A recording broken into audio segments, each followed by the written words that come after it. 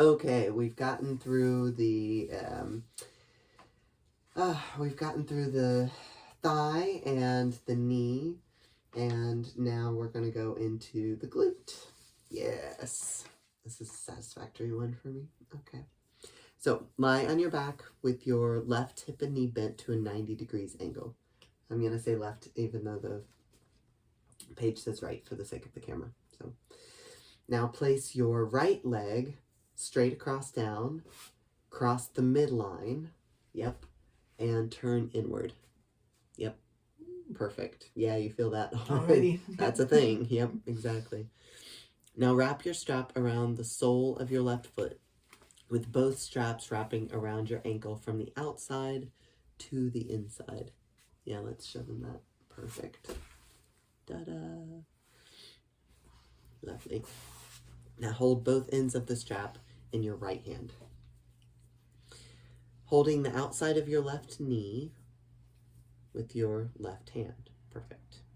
Now turn your left hip, bringing your left ankle inward towards your head at a 45-degree angle.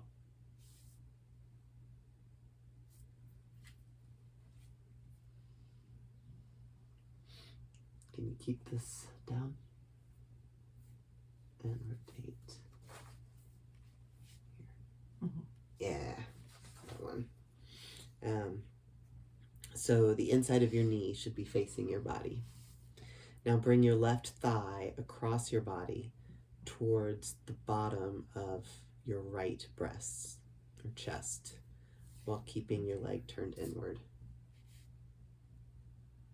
Mm-hmm. Yeah. Mm-hmm. Across and up.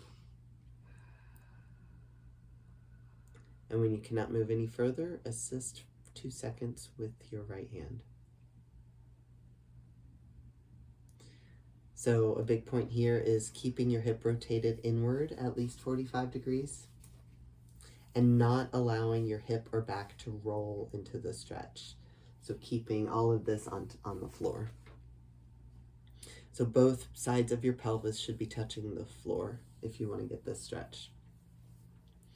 Another thing is not to force the hip rotation. If it doesn't rotate to a 45 degree, then we want to back up to the other exercises and make sure that we've got everything else loosened up. So also keeping your neck relaxed and not lifting your head. What did you notice? Oh, so many things. This one's complex. Yeah. It's very hard to keep my the one on the ground, the right foot, turned in.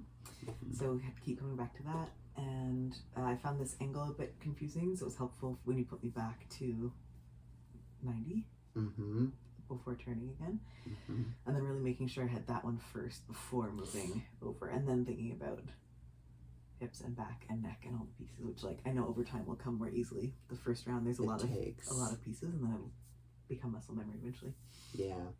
Yeah, I think what I remember from our training was when we're doing this and we're turning that inward, I remember being really freaked out by this movement because it's actually quite extreme. It's an unusual one, yeah. And then to take this and come across. With the assist especially, Right, and then to bring this up. Yeah. Right? There's a lot. So there's a rotation, there's a cross, and there's an angle all happening at once. Yeah.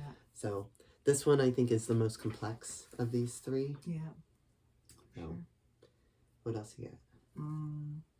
We have done these a few times before filming, and this is the first time we've done it after the other two, and it does feel better with the progression. I've got more movement, more mobility. It's not as much other stuff that's resisting.